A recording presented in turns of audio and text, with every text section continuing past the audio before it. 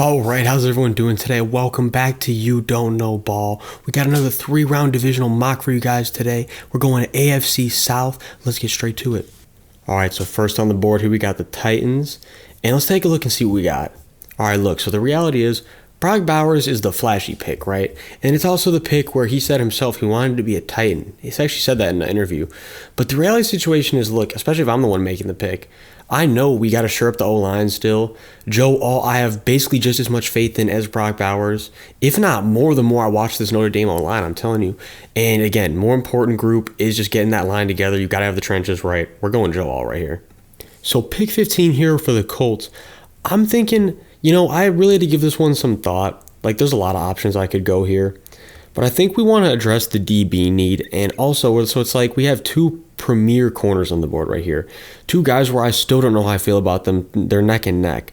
But I'd say as of right now, I'm more confident in Terrion Arnold because it's just, you're getting the guy from the SEC, more experience. And again, it's nothing against Quinyon Mitchell. His film has been, like I was talking about recently, it's been very interesting. He puts a lot of stuff on tape. He always finds a way to get around the ball, to get to the ball, even when he's out of position. But Terrion Arnold from the SEC, putting out so much good film in the SEC, I feel like as of right now, I'm more comfortable with him. So we're going to go Terrion Arnold right here to the Colts. And really, I don't have to give this one too much thought. He keeps falling to us in these mocks. But again, great player. And it's not my fault that a lot of teams would be able to use him so well. And the Jags, with a desperate need for center, look, you're getting, and getting a guy where you'll be able to just run the ball, power, and the Jaguars desperately need to improve that run game. Every Jags fan would tell you. So I think that this is the route you have to go for multiple reasons. And give Tilo more time in that pocket, give Tilo more confidence. There's a lot of reasons. You got to go Jackson Powers-Johnson right here. For the Texans here, definitely one I had to give a lot of thought to. And, after really looking over the board, my final consensus is, look, Jonathan Grenard, the jury's still out, right? Like, we don't know, is he staying? Is he leaving? Free agency is up to him, and he's going to be demanding a bag. I wouldn't be surprised if another team was able to, potentially outbid the Texans, where the Texans say, we can fill this need elsewhere.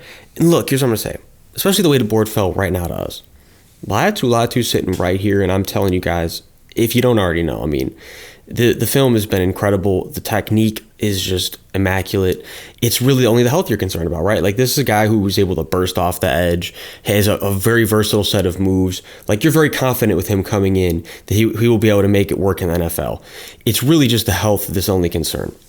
And we're the Texans. We're saying, look, the jump we just made, and we are able to take a chance on him because we still have so much building to do, and we still showed that we are a playoff team, even without all the pieces we still need. And if you get Latu to come in and play the ball that he's expected to, if he can stay healthy, you're going to have two premier edge rushers in Will Anderson and Latu. It would be a dream scenario for the Texans if he's able to stay healthy. And any team with that pass rushing duo is going to make noise, especially with CJ Stroud. So we're going to lock it in here at pick 23. And the way the board fell is here, really another one I don't have to think about too much because, like I told y'all recently, I am very high on Graham Barton. The film has been speaking for itself. A guy who's going to come in, very likely move to the interior and be able to just dominate there. And if you're the Titans, we still need interior. We still need O-line. We still got to protect Will Levis. We still have got to be able to make sure the run game's able to get going. Got to lock him in right here. Pick 46 here to the Colts. After really thinking this one over again, this is definitely one of the tougher 3-rounders I've done recently because I'm really having to think these over. But you know what? After really looking over the board, I'm saying to myself, Darius Robinson would just fit so well in this D-line. Wherever you want to rotate him, getting a guy just violent with a good set of moves, constantly improving over the years. A guy who's coming in with very, very NFL ready in terms of size. I think you'd fit very well in the Colts, and I'm very comfortable locking him right here at pick 46. Here at pick 48 for the Jags, I'm thinking we're going to go Braylon Trice. I'm telling you, I really thought this one over. Like, this might have been the longest I ever sat here over a pick. But I just think of the pass rushers left, Braylon Trice just fits the best on this Jags D-line, the way they do things, where you can kind of play him wherever you want. You want to play him in the interior, go ahead. Play him on the outside, go ahead. I think he has versatility in his game, like I've said before. And again, we don't know how it's going to be with Josh Allen or however else. You need help on the edge regardless. Let's lock in Braylon Trice right here. All right, so here at pick 59, the way the board fell, I'm comfortable saying give me Ruke or Horhoro, okay? So a guy with high upside. Right now, the pass rush rate, not as high yet as you want it to be, but athletic guy, high upside. With his size, I think he fits very well in this Texans D-line. You need help on the interior.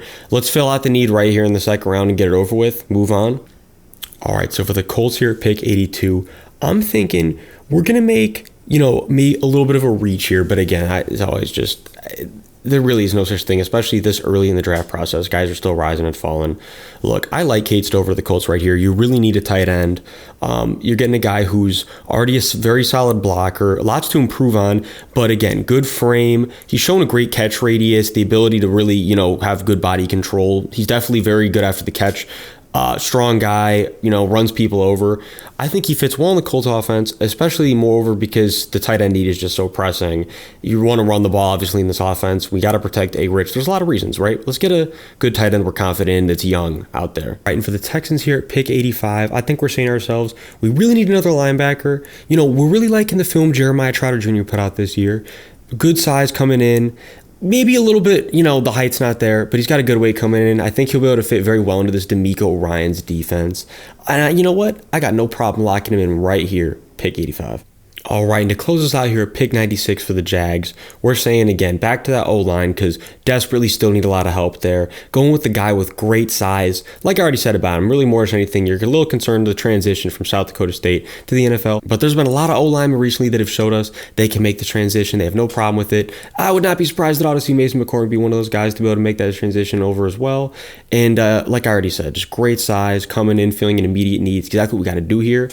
That'll close us out for today's mock. All right, and thanks so much for watching. If you enjoyed, drop a like, drop a sub. We'd love to see you back soon. You have a great rest of your day.